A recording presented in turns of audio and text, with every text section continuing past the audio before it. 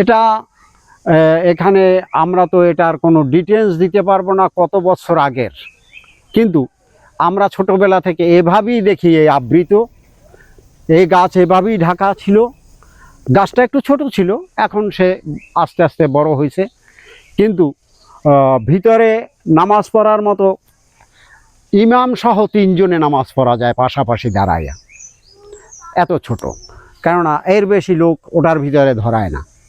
তা যে আমলে হয়েছে সে আমলে হয়তো এই এলাকায় মুসলমানও কম ছিল, যার জন্য এত ছোট। আবার ভিতরে কিন্তু অনেক উঁচা, ভিতরে কিন্তু অনেক উঁচা।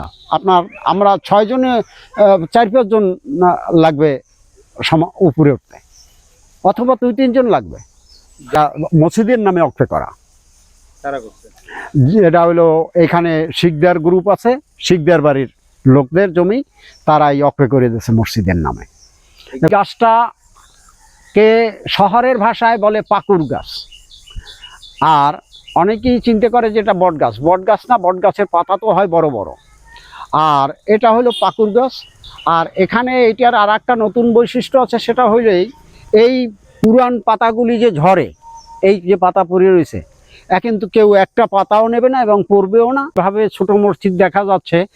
ইসা খায়ের রাজধানী সোনারগাঁয়ে 2টা মসজিদ আছে, সোনারগাঁয়ে একটু ভাড়ায় যেয়ে সামনে 2টা মসজিদ দেখা যায়। তাহলে আমি অনুমান করতেছি এটা ওই ইসা খায়ের আমলেরই মসজিদ হবে।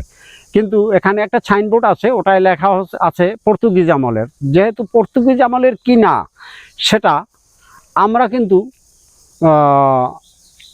আপনার ভালো আমার ধারণা নাই, যেহেতু সে সময় আমাদের জন্মই ছিল না।